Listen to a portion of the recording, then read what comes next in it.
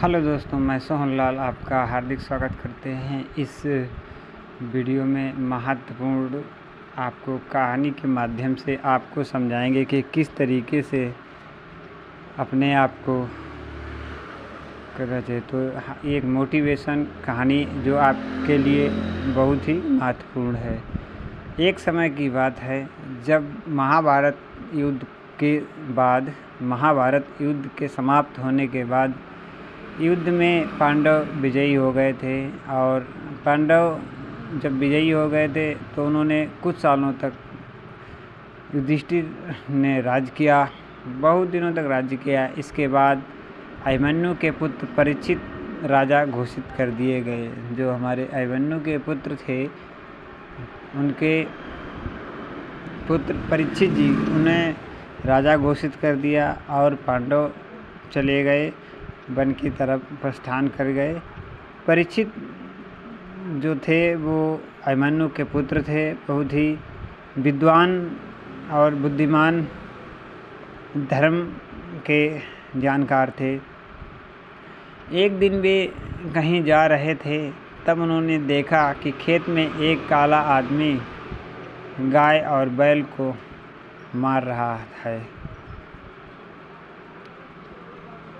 परीक्षित ने तीनों से उनका परिचय पूछा। गाय ने कहा कि मैं धरती हूँ।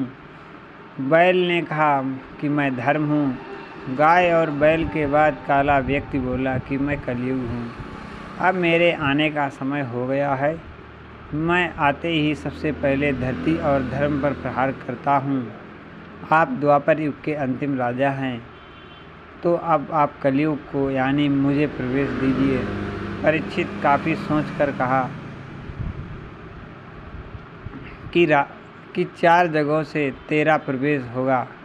पहली जगह जहाँ मदिरा पी जाती हो, दूसरी जहाँ जुआ खेला जाता हो, तीसरी वहाँ जहाँ हिंसा हो, और चौथी जहाँ व्यभिचार होता हो। व्यभिचार यानी जहाँ पुरुष अपनी स्त्री के होते हुए भी अन्य स्त्री से संबंध रखता है, और पति के होते हुए महिला किसी अन्य पुरुष से संबंध रखती है।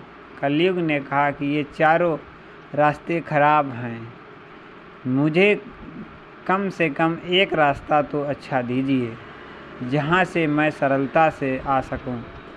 तब परीक्षित ने कहा था कि जहाँ सोना यानी स्वर्ण हो, वहाँ से भी तू प्रवेश कर सकता है। उस समय लेन देन की करेंसी गोल्ड ही होती थी। गलत रास्ते से यदि आप आमदनी करोगे तो भी कलयुग आपके जीवन में आ जाएगा। कलयुग यानी गलत आचरण। आज भी अगर ये 5 स्थान ठीक नहीं है तो कलयुग आता ही है।